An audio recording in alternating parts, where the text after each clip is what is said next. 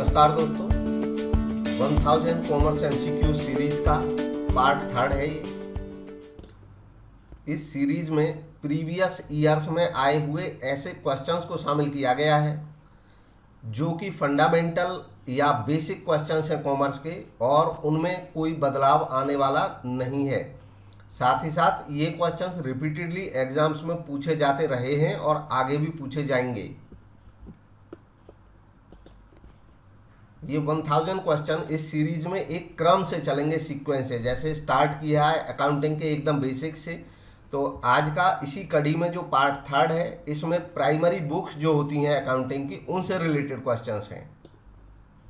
इससे पहले के पार्ट में अकाउंटिंग इंट्रोडक्शन और अकाउंटिंग के प्रिंसिपल्स के ऊपर क्वेश्चन थे।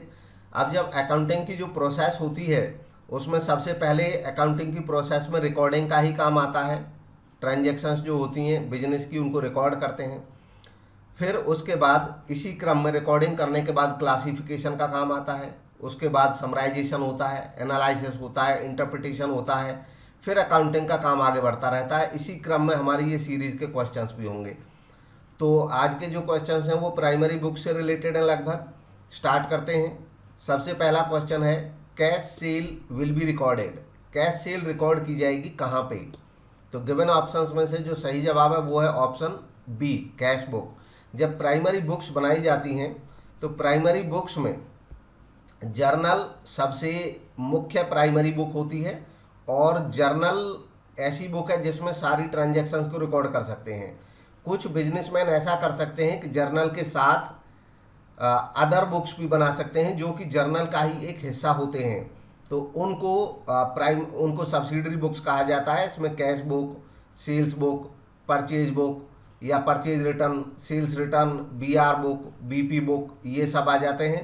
तो ऐसे केस में जब इन सारी बुक्स को बनाया जाए या इनमें से किसी एक बुक को बनाया जाए, जैसे फॉर एग्जांपल मान लो केवल कैश बुक बनाती है संस्था, तो कैश वाली सारी एंट्री कैश बुक में चली जाएंगी और बाकी बची हुई एंट्री जर्नल में चली जाएंगी। इनमें से हर बुक का यही स्टेटस है। अब कैश वाली एंट्री जर्नल में नहीं आएंगी क्योंकि ये जर्नल का ही एक सब्सिडरी है। ठीक वैसे ही अगर सेल्स बुक बनाए, हम परचेज बुक बनाए, तो इसका मतलब हो गया कैश वाली कैश में जाएंगी, क्रेडिट सेल की सेल में जाएंगी, क्रेडिट परचेज की परचेज में जाएंगी, और बाकी बची हुई एंट्री जर्नल में चली जाएंगी। हमेशा ट्रेंड यही रहेगा। अगर मान लो सारी की सारी प्राइमरी बुक्स बनाई जाती हैं, तो सारी प्राइमरी बुक्स बनाने के बाद, सारी सब्सिडरी बुक्स बनाने के बाद भी अगर कोई एंट्री बन जाती है, तो उसके लिए फिर बची हुई एंट्रीज के लिए जर्नल प्रॉपर या जनरल जर्नल उसको बोलते हैं, बनाया जाता है। जनरल प्रॉपर या जनरल जर्नल दरअसल जर्नल ही होता है। तो कैश की जितनी भी एंट्रीज होंगी, अगर कैश बुक बनाई जा रही है तो वो केवल कैश बुक में आएंगी और किसी भी बुक में वो नहीं आएंगी। नेक्स्ट है,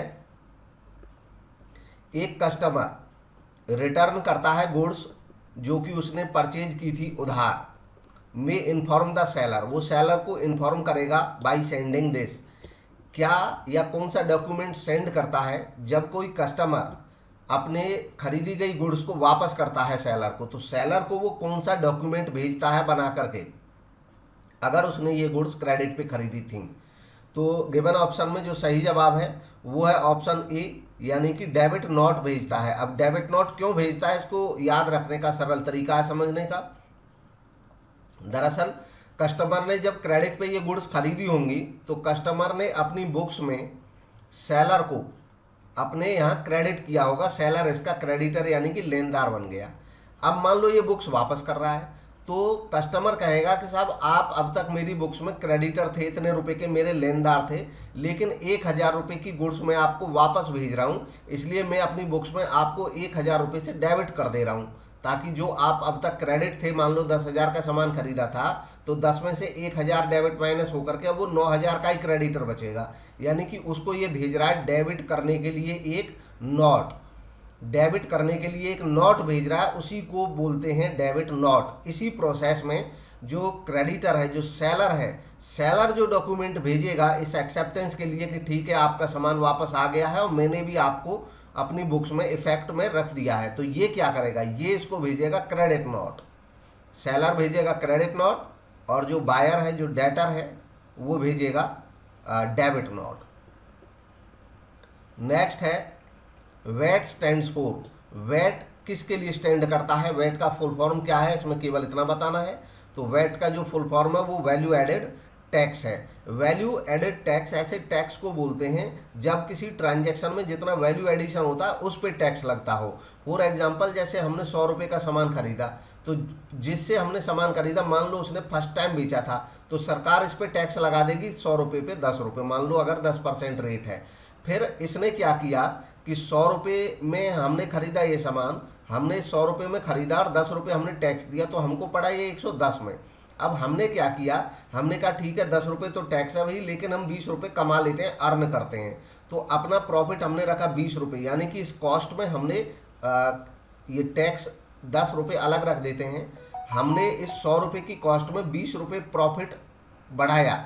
ये हमारा प्रॉफिट इसलिए है कि हो सकता है हमने इस सामान पे कोई प्रोसेसिंग किया हो, या इस सामान को हम खरीद के लाए हैं, स्टोर करके रख रहे हैं, रिस्क बियर कर रहे हैं, बेच रहे हैं। तो एक तरह से हम सामान को ग्राहक तक पहुंचाने का जो काम कर रहे हैं, इसमें इसको हम वैल्यू एडिशन कर रहे हैं। हम वैल्यू एडिशन जो कर रहे हैं उसके नाम पे हमने 20 रुपये एक्स्ट्रा बना दिए इस सामान के, कि भाई हम तो 120 रुपये का बेचेंगे। तो अब जो टैक्स लगाएगी सरकार वो 120 पे ना लगा करके इस 20 पे लगाएगी। 20 पे 10% यानी कि 2 रुपये। कहने का मतलब हुआ 10 वाला पहला टैक्स और 2 रुपये, अब टोटल टैक्स जो इस पे चार्ज होगा 12 रुपये होगा। तो केवल वैल्यू एडिशन पे टैक्स लगा, इसलिए इसको वैल्यू एडेड टैक्स बोला जाता है। सही जवाब इसका ऑप्शन ए है। जो जीएसटी आज की डेट में लगाया जा रहा है, GST goods and services tax, GST भी एक वैट ही है। जीएसटी भी एक वैट ही है, यानी कि जीएसटी में भी कॉन्सेप्ट यही लगता है वैल्यू एडेड कॉन्सेप्ट का। इसलिए कहीं पे लिखा भी मिल जाएगा आपको कभी किसी जगह कि GST is also a VAT. Next है question 54, which of the following comes first in accounting cycle. अब अकाउंटिंग साइकिल का हो या अकाउंटिंग प्रोसेस का हो, क्योंकि अकाउंटिंग का एक पूरा साइकिल होता है कि हम पहले ट्रांजैक्शंस को छांटते हैं, ये देखते हैं कौन सी ट्रांजैक्शन रिकॉर्ड हो सकती है, फिर उसको रिकॉर्ड करते हैं, रिकॉर्ड करने के बाद फिर उसको हम क्लासीफाई करते हैं, अलग अलग जगह लिखते हैं, इंडिविजुअल अकाउंट्स में, लेजर में, फिर उसके बाद हम ट्रायल बैलेंस में ले जाते हैं, समरी बनाते हैं, फिर उसके बाद हम P&L बैलेंस शीट बनाते हैं, वहाँ पे उसको एनालिसिस करते हैं और इंटरप्रिटेशन करते हैं और महत्वपूर्ण इंफॉर्मेशन निकाल करके यूजर्स को प्रोवाइड करते हैं और फिर से हम वही काम शुरू कर देते हैं। तो ये एक साइकिल की तरह होता है। इसमें पूछा है कि कौन सा इस अकाउंटिंग साइकिल में सबसे पहले आता है, यह बताना है। तो इसका सही जवाब है option A, recording in subsidiary books. ये सबसे पहले इस अकाउंटिंग साइकिल का स्टेप है। नेक्स्ट देखेंगे, एक nominal account having debit balance represent करता है क्या। अगर एक नॉमिनल अकाउंट का बैलेंस डेबिट है तो वो क्या रिप्रेजेंट कर रहा है। देखिए, नॉमिनल अकाउंट का बैलेंस अगर डेबिट है तो इसका मतलब वो रिप्रेजेंट कर रहा है एक्सपेंस या लॉस। अगर उसका बैलेंस क्रेडिट होगा तो वो रिप्रेजेंट करेगा इनकम या गेन। नेक्स्ट है process of transferring the transaction. Process जिसमें ट्रांजेक्शन्स को हम ट्रांसफर करते हैं relating to change in a particular item. जब किसी आइटम में कोई चेंज होता है, जैसे किसी आइटम की वैल्यू बढ़ जाना, वैल्यू घट जाना, तो उसको हम ले जाते हैं एट वन प्लेस, एक जगह पे, in the form of an account. एक अकाउंटिंग के फॉर्म में एक जगह पे हम उसको रिकॉर्ड कर देते हैं। इस पूरे प्रोसेस को बोलते क्या है। तो इसका सही जवाब है ऑप्शन ए, पोस्टिंग। इसको हम पोस्टिंग बोलते हैं। दरअसल जब भी कोई इफेक्ट होता है किसी चीज़ में, किसी एसेट में, लायबिलिटी में, इनकम में या एक्सपेंस में, तो जर्नल में तो हम करते हैं उनकी रिकॉर्डिंग, लेकिन उसको हम एक प्लेस पे जब ले जाते हैं और एक अकाउंट में लिखते हैं एक तरह की ट्रांजेक्शन्स को, तो वो कहलाता है पोस्टिंग। लेजर पोस्टिंग कहते हैं और इसमें लेजर अकाउंट्स क्रिएट हो जाते हैं। नेक्स्ट क्वेश्चन है 57, closing balance of trade creditors. Trade creditors का क्लोजिंग बैलेंस, अंतिम बैलेंस ऑब्टेन किया जा सकता है किसके माध्यम से। तो देखिए, क्रेडिटर्स का क्लोजिंग बैलेंस हम कैसे निकाल सकते हैं, कौन से अकाउंट के माध्यम से निकाल सकते हैं या कौन सी बुक के माध्यम से निकाल सकते हैं।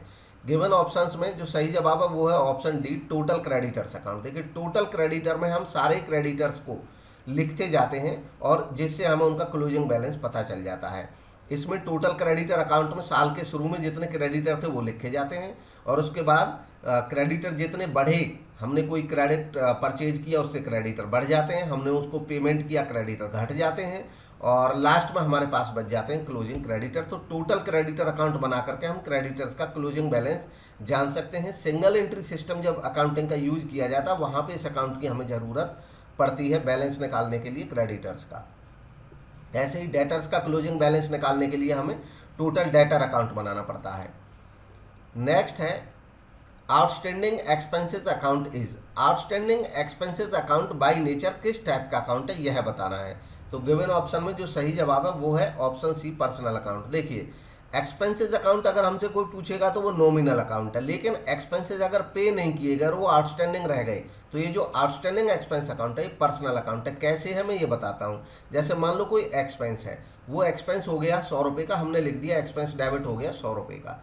अब हमें पता चला अगर हम कैश दे देते तब तो लिखते टू कैश अकाउंट, कैश चला जाता 100 रुपये, लेकिन हमने कैश दिया नहीं, साल का समाप्ति हो गई और हम अकाउंट तैयार कर रहे हैं। जब हम अकाउंट तैयार कर रहे हैं तो हमें चेक करना पड़ेगा कि भी खर्चा तो है इसी साल का है ये 100 रुपये, लेकिन अभी दिया नहीं है तो बाद में देंगे, तो हम कहेंगे ये आउटस्टैंडिंग है, अभी ये दिया नहीं है, तो हम लिखेंगे टू आउटस्टैंडिंग एक्सपेंसेस 100 रुपये।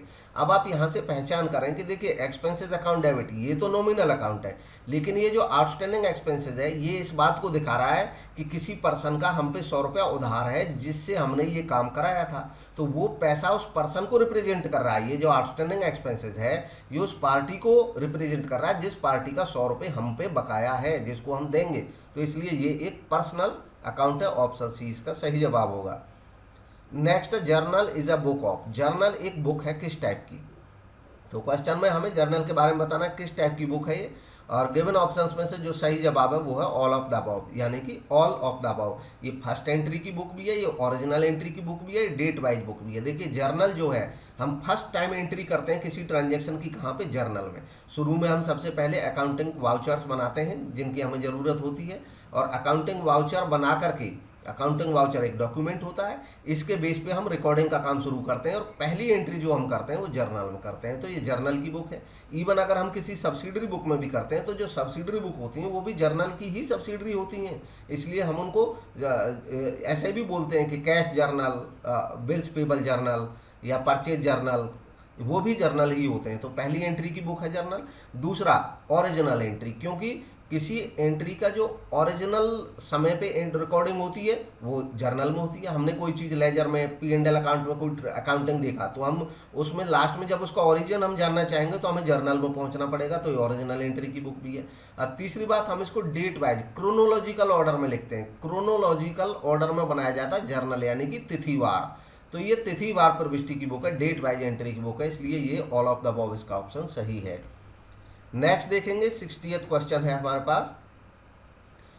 टोटल 2 साइड्स का किसी अकाउंट का करना और फिर उसको डिफरेंस को निकालना, फाइंड आउट करना। किसी अकाउंट के दोनों साइड का टोटल करना और उसका अंतर पता लगाना, इसको क्या कहते हैं, इस प्रोसेस को क्या कहते हैं। तो गिवन ऑप्शन में सही जवाब ऑप्शन सी बैलेंसिंग, इसको कहते हैं बैलेंस करना अकाउंट्स का। और लेजर में ही ये किया जाता है। लेजर में पहले तो पोस्टिंग कर दी जाती है, फाइनली लेजर के बैलेंसेस को जब हम निकालते हैं, दोनों साइड का टोटल करते हैं, तो इस प्रोसेस को बोलते हैं बैलेंसिंग करना। नेक्स्ट है salary paid to a clerk Ramesh should be credited to, salary pay की हमने क्लर्क रमेश को, वो क्रेडिट कहाँ पे की जाएगी। तो देखिए हम सैलरी दें, वेजेज दें, कोई भी हम खर्च करते हैं तो वो खर्च तो होता है डेबिट। हमने सैलरी पे की इसलिए हम सैलरी को कर देंगे डेबिट, सैलरी अकाउंट डेबिट। अगर हमने ये कैश पे किया तो हम कैश लिखेंगे टू कैश अकाउंट। अगर हमने ये उधार पे मतलब उधार रखी होती, पे नहीं की होती, तो हम लिखते हैं आउटस्टैंडिंग सैलरी। किसी भी कीमत पे रमेश का नाम इसमें नहीं आएगा, salary account debit to cash आएगा। अगर ये उधार रह गई सैलरी तो salary account debit to outstanding salary आएगा। हमसे पूछा क्या है, उसने पूछा क्रेडिट कौन से अकाउंट को की जाएगी। तो देखिए गिवन ऑप्शंस में कौन सा ऑप्शन सही है, इसका सही जवाब है ऑप्शन सी कैश अकाउंट, क्योंकि या तो ये कैश में क्रेडिट होगी, अब क्योंकि यहाँ पे लिखी दिया है पेड, इसका मतलब हमने पे कर दी है, ये जब पे कर दी है तो कैश अकाउंट को क्रेडिट किया जाएगा। अगर पे नहीं करते तब भी ये आउटस्टैंडिंग सैलरी अकाउंट को क्रेडिट होता। तो गिवन ऑप्शन में सी इसका सही जवाब है। नेक्स्ट है return of goods by a customer is debited to, goods को रिटर्न करना एक कस्टमर के द्वारा डेबिट किया जाएगा किस अकाउंट में। तो देखिए एक कस्टमर है, उसने गुड्स रिटर्न की, कस्टमर ने, ग्राहक ने, तो वो कौन से अकाउंट को डेबिट करेगा। तो इसमें आपको पता लगाना है कि इसकी एंट्री क्या होगी। सबसे पहले ये जानना होगा और तब इसको पहचान करेंगे कौन से अकाउंट में होगी।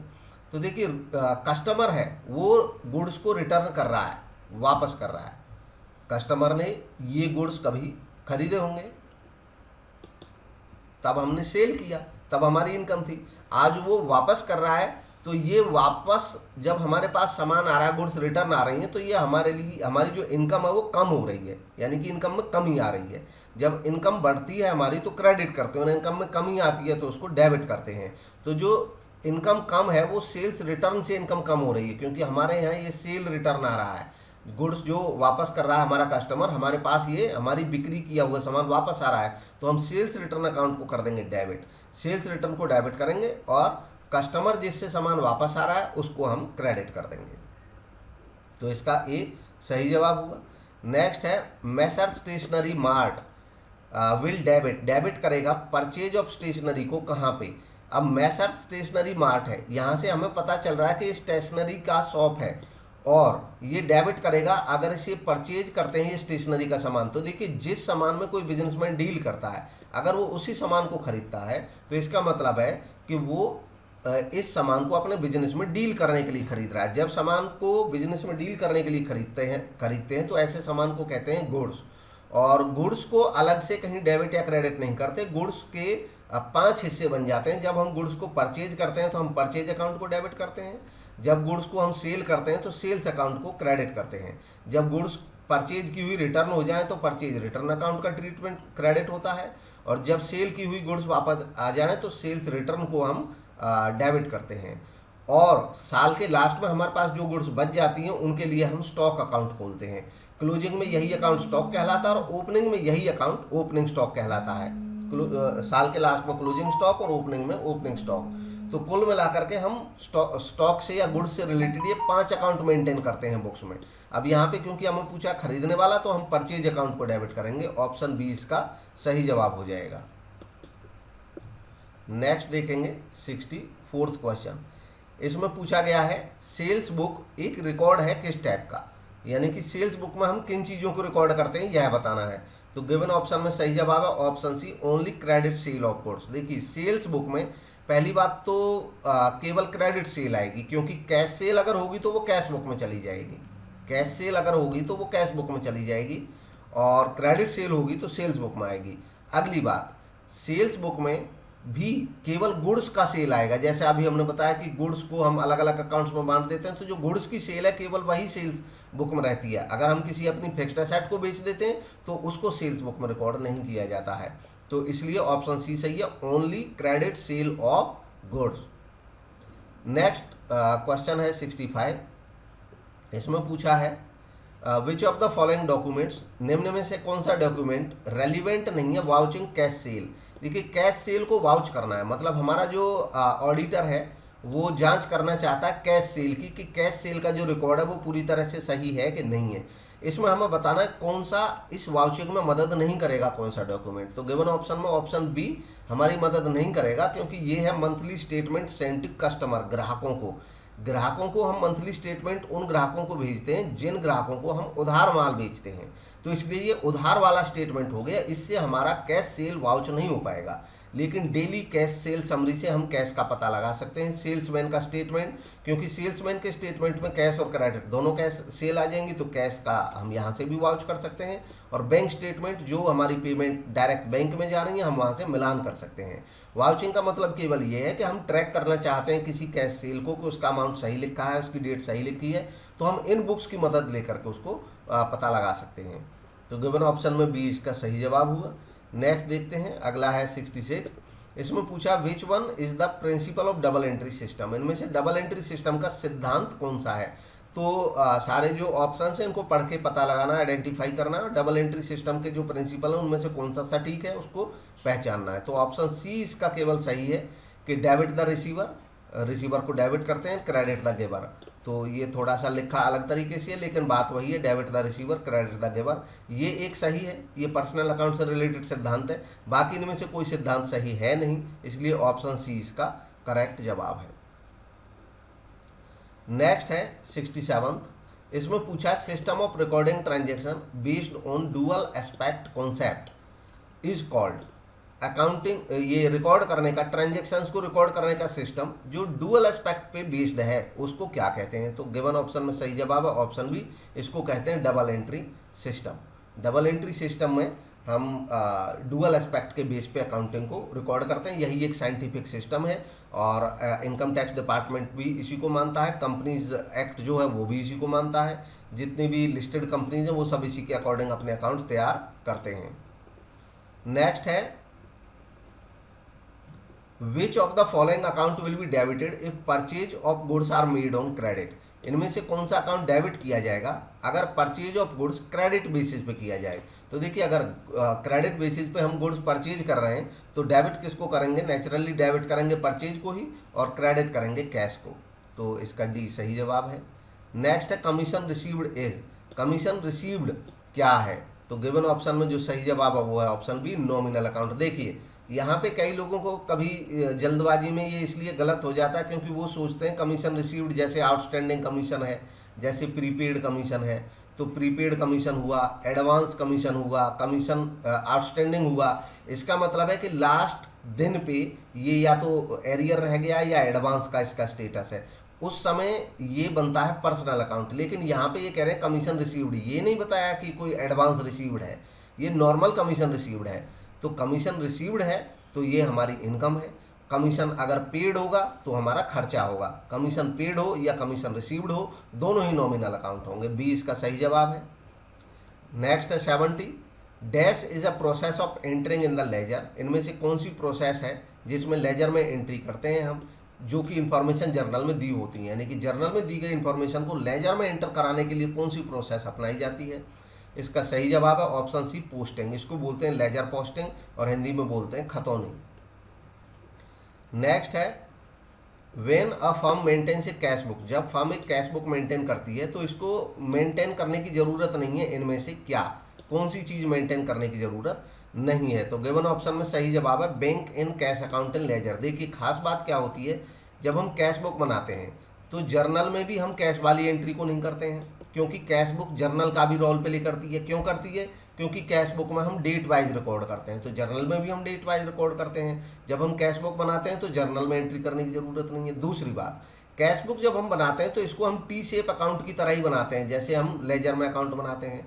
तो कैश अकाउंट या बैंक अकाउंट जो बनता है वही सारी इन्फॉर्मेशन कैश बुक में भी रहती है। तो जब कैश बुक बनाते हैं जब, तब ना तो हमें जर्नल में कैश की एंट्री करने की ज़रूरत होती है और ना ही लेजर में हमें बैंक या कैश अकाउंट बनाने की ज़रूरत होती है अगर हम कैश बुक बना रहे हैं। कैश बुक एक जर्नल भी है और साथ ही साथ कैश बुक एक लेजर भी है। डी इसलिए इसका सही जवाब है। नेक्स्ट है what type of accounts are involved in transaction purchased furniture for cash.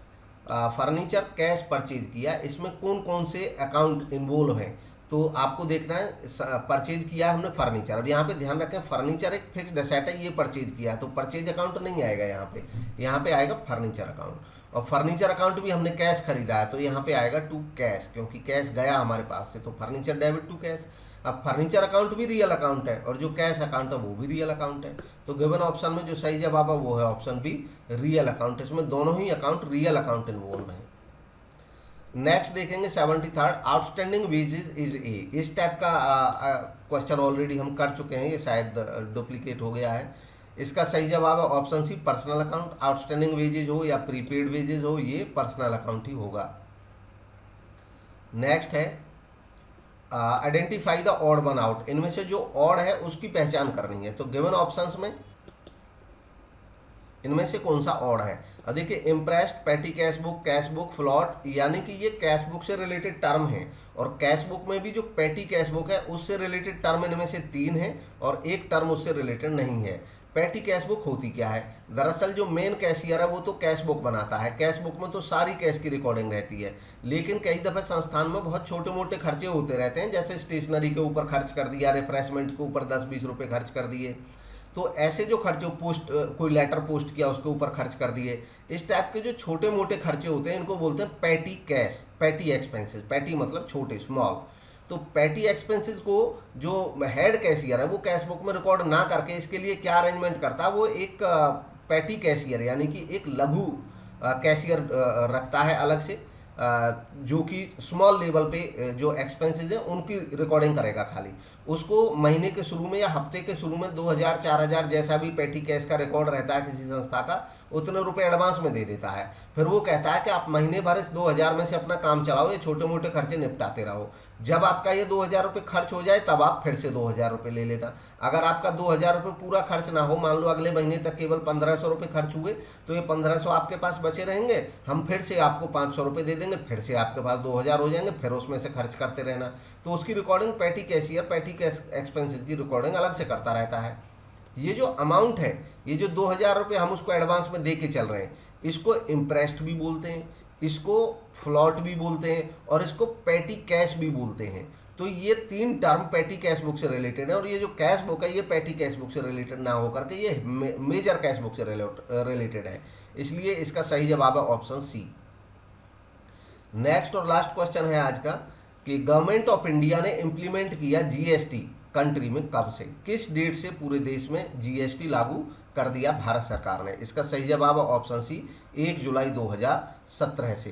29 मार्च 2017 को ये एक्ट इनेक्ट हुआ था, यानी कि पास हुआ था पार्लियामेंट में, और 1 जुलाई 2017 से पूरे भारत में इसको लागू कर दिया गया। तो सही जवाब ऑप्शन सी हुआ। तो ये थे आज के हमारे क्वेश्चंस। वीडियो देखने के लिए थैंक यू।